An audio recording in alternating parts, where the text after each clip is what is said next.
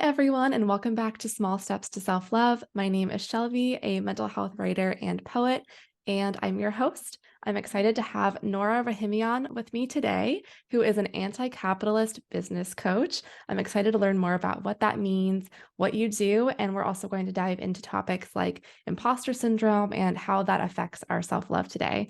So I'd love to just pass it over to you to introduce yourself and tell us more about what you do. Yeah, I'm excited to be here. My name is Nora Rahimian. My pronouns are they, she, and I'm coming to you from land that belongs to the Chumash, Tonga, and other indigenous folks in occupied Los Angeles. Um, I'm an anti-capitalist coach, and most of the time people are like, what does that mean? Basically, it means that I help people live a life where they're aligned with their values, where they don't have to give up their creativity or time or things that matter to them. And my work is really centered in looking at how art and culture and community can help us not just overthrow the systems of oppression that we live under, but really think about viable alternatives. Like, okay, when we burn it down, what happens next? And how those things are actually happening and are not as radical as we've often been told that they are. Interesting. I love that. How did you get started with this work? Is this something you've always been really passionate about, or what was that journey like?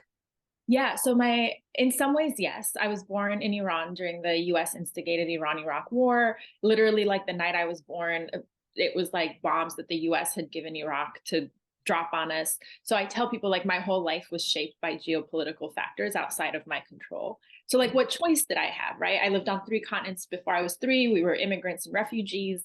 And so this sense of like the world is bigger than my individuality was always part of my story. Um, my work kind of coming up, like I was organizing protests at 8 years old when the Wow. teachers were like, everybody has to take a nap. And I was like, we're too old for naps. So I organized all my little friends and we protested nap time. Now I'm like, nap time is the best thing in the Yeah. world. So, it's always been in me. My trajectory Mhm. of what I do now, I did a lot of community organizing in my earlier days around violence intervention and prison Mhm. abolition. And then it's a long story that probably will take our whole 30 minutes. But I ended up in Liberia. I met a rapper who was doing political work. And Wow. what became really clear to me was the way art and culture, like they loved him. His fans loved him. And if he said, everybody stand up, everybody stood up. If he said everybody should wear purple tomorrow, everybody would be wearing purple.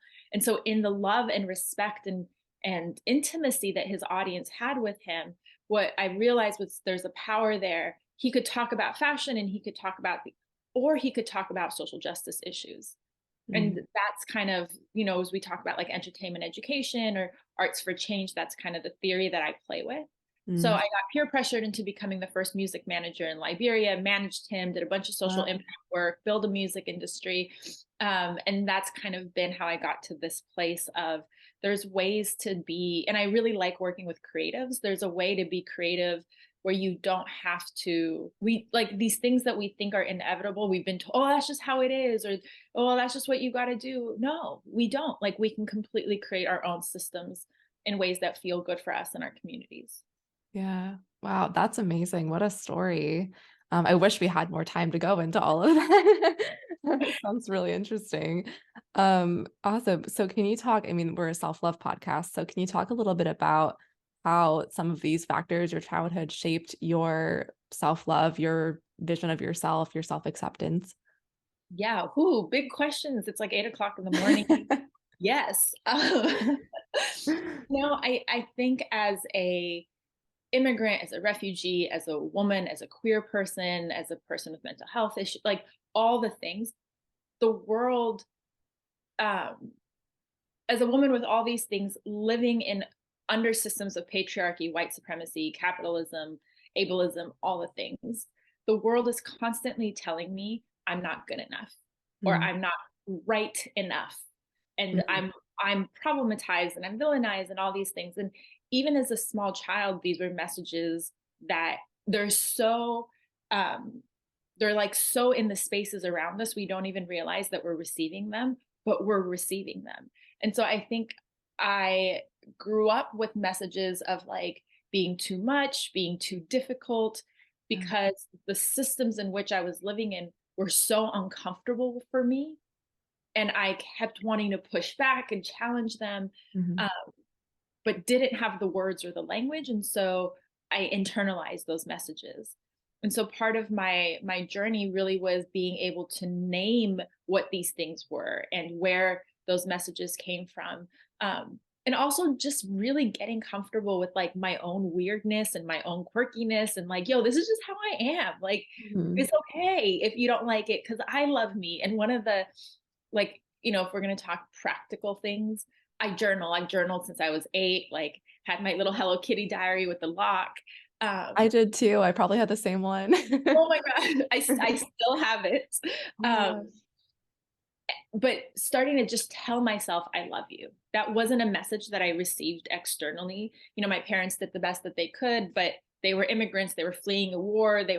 Like, they were worried on survival and so couldn't meet some of those other needs. And so just the simple act of telling myself I love you, which at first feels so weird, and you're like talking to yourself and you're like, dang, this Mhm. is so sad. But just starting to like providing a counter narrative to all the external messages that we receive, I think for me was really, really helpful. Yeah, that's so interesting too, because it sounds like you were figuring that out pretty young, whereas I feel like a lot of people like don't realize they're not giving themselves any love until they're older. So you were pretty young when you started doing these sorts of things?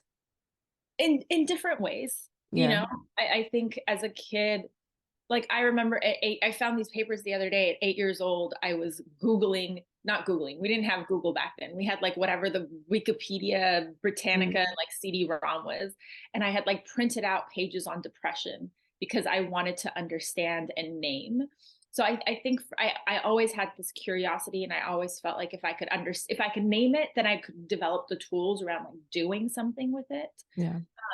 But obviously, like, I'm here to tell you a story and I'm telling it to you linearly and we're like packaging it. It was not Right. too simple. There was a lot Right. of like up and down and Of like course. 10 steps back. But yeah, I think this like thing to understand myself and how I sit in the world, because I've always been an outsider in so many ways, was a journey I was like forced into Yeah.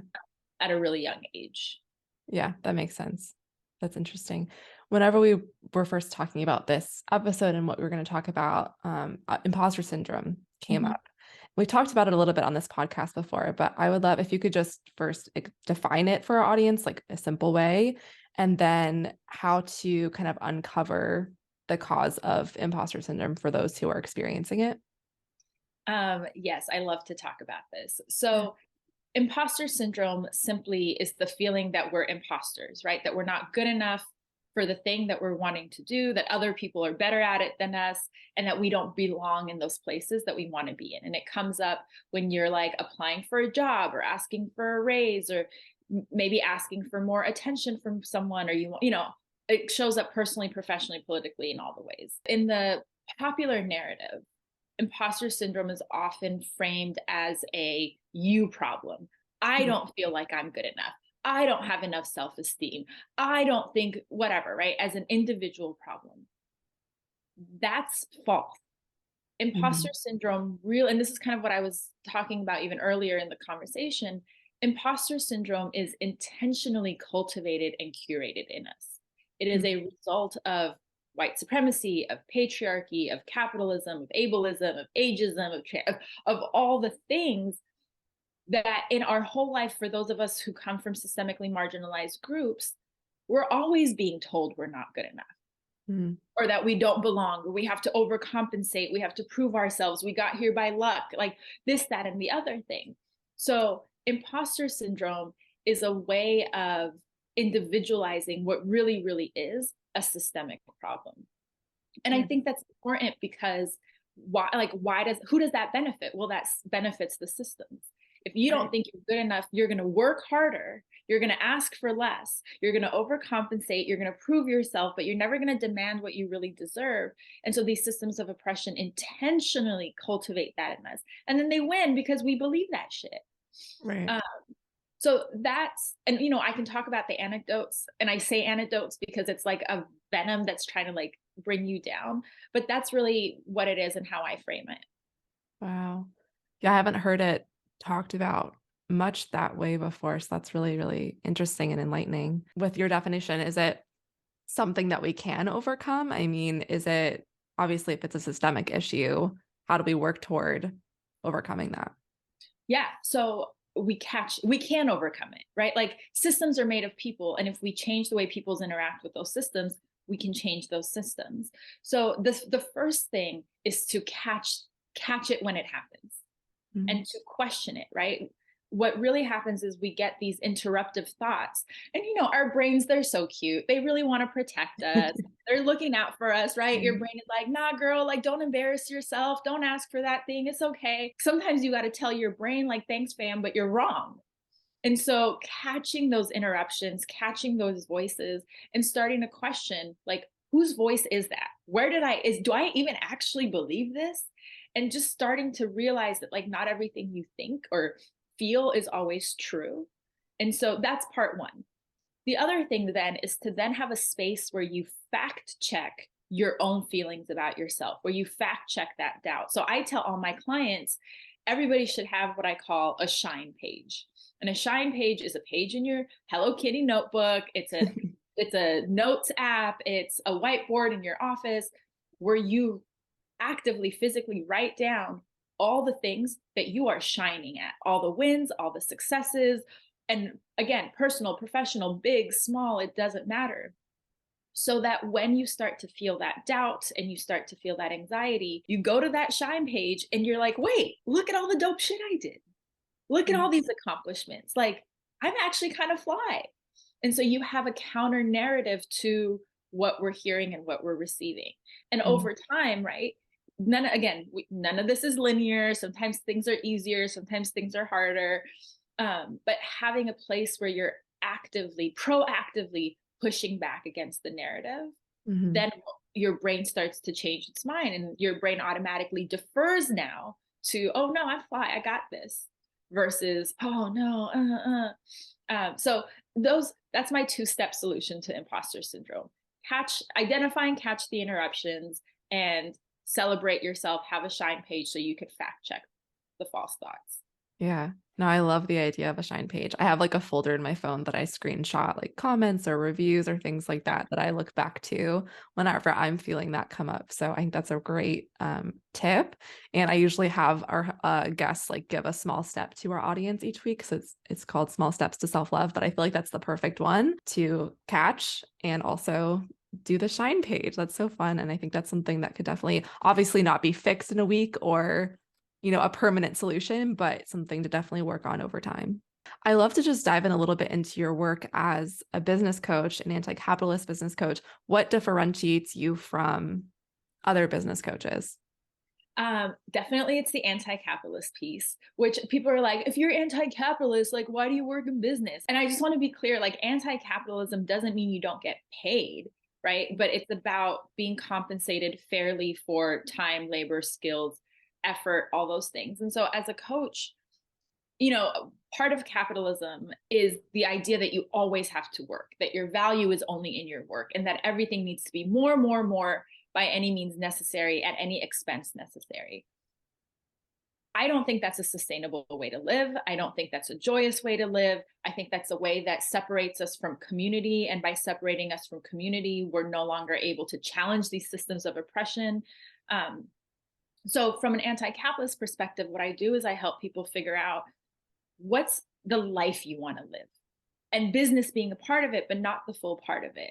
And then how do we build that out in a way that can sustain you, but where you have enough, where you can ditch work on a Wednesday afternoon and take your dog to the park, or vacation with your kids, or have time to show up for community, where you can nap, where you can make, whatever it is. And doing that in a way without doing harm to others, or without participating in systems of structural violence, or, that kind of stuff. And so it's really giving yourself space and permission to do things on your own terms, but still being able to pay your bills and still being able to live the life, and I think oftentimes the narrative is that we have to make a lot of sacrifices and like go live in like, I don't know, like wallow in despair and that's not it, right? It's actually creating a more full life for yourself, which is an act of love, right? When you're building work so that you can live the life you want to live, that Mhm. actually honors who you are and how you move in the world. And I think that's really special. Definitely. Yeah. And that's something that I've definitely needed to hear. I've been a hustler, for a while and work, work, work, work, work. And I feel like the past few months I've really like been shifting toward the like, no, I actually want other things in my life besides just that. And yeah, getting back to passions and things that I used to do that I stepped away from for a while because of the work and money and all of that. A lot of it, especially for those of us who become entrepreneurs, Mhm. um, and those are the messages we receive, right? Work, work, work, work, work. You can sleep when you're dead. Yeah. One, it's actually not an efficient way to build a business. You will burn out. You're not as inspired. You're not as creative. You're not as innovative. So it's counterproductive from that perspective alone. But I think a lot of times we leave corporate spaces or traditional workspaces, but recreate those systems within ourselves. Right. And now we become, right? It's like when we become our own oppressors because the system is so internalized in us. And a big part of my work with clients is helping them unlearn what they've learned. It's like that conditioning. We don't even realize there's other ways of doing things, Right. um, so that we don't carry that same harm onto ourselves. So that Mhm. one of the questions that I play with my clients is, what would you like a day to look like? Oh, you don't actually want to work 9 to 5? Guess what? Don't have to, Yeah, and so totally. bringing also a little bit of like play into it and and again, this is the self-love piece, being responsive to how your body works, when your brain wants to be, being responsive to your own systems, Yeah. um, rather than forcing those systems into some structure that was created 100 years ago to get people to be productive factory workers. So Right. the learning is the unlearning, it's the being responsive. Yeah, totally. Whenever I left my like corporate job to pursue entrepreneurship, I was like, okay, so like my 40-hour work week is going to be this. And it took me a while to realize, and I was working more than 40 hours a week too. But I was like, wait, I left so I didn't have to do that anymore. Why am I putting this on myself? So yeah, that's a really good point and really interesting work. As a business coach, I love that. Thank you. The Yeah. last thing I'll say is like a lot of these things are social constructs, full time, 40 hours, like even what we think of as success. And so this practice of like, what do I want? What do I need? How do I define these things for myself? Right. Again, it's like catching where the story came from and then asking yourself, is that story true for you? Mm, I never want to work 40 hours. Sometimes I work more, sometimes I work, but like for right. real, right? Wake up in the morning and like sit behind a computer. No, I want to wake up in the morning. I want to go to the gym. I want to eat a nice breakfast. I want to curl up with my book. And then maybe I'll start working. Doesn't Yeah. mean I'm less productive, doesn't mean I'm less serious, right?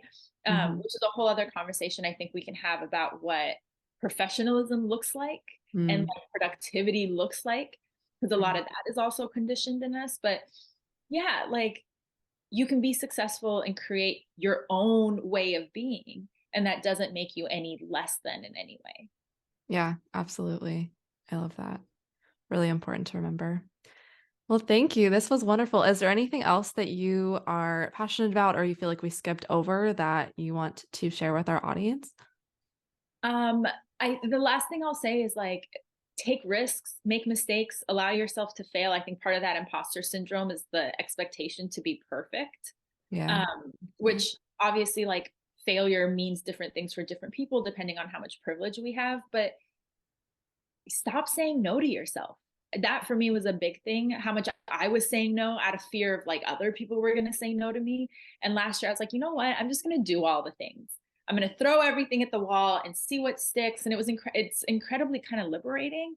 So Yeah. yeah, like experiment, play. If your entrepreneurship should be fun because you can do whatever you want, right? Like eat Mhm. dessert for dinner and like pizza for breakfast. It's like that kind of childhood quality. Yeah. Um, and I think when you invite that in, it just gives a lot more spaciousness. So have fun with it. Yeah. I love that. Stop saying no to yourself. That's a great takeaway quote from this episode. So where can people find you if they're interested in learning more about you and your work? I am on all socials at Nora Rahimian, Norahimian. I'm sure my link tree will also be in the show notes. So I have a newsletter. I send it out about once a month. It's full of tips and conversations like this. I also offer like little special deals for my subscribers and things like that. Um, my DMs are always open. My email is always open. I think part of this work is that we actually connect to each other. And so I really do invite people, if you heard something today that kind of resonated or sparked, like, I'm friendly. I love people. Don't be afraid to reach out, because those connections, those relationships are really important in this world. Definitely. I love that. Thank you. I'll definitely have your links in the description as well. Thank you so much again for being here. And I hope everyone has a wonderful week filled with self love and compassion and kindness. Thanks, Shelby. Thanks for having me.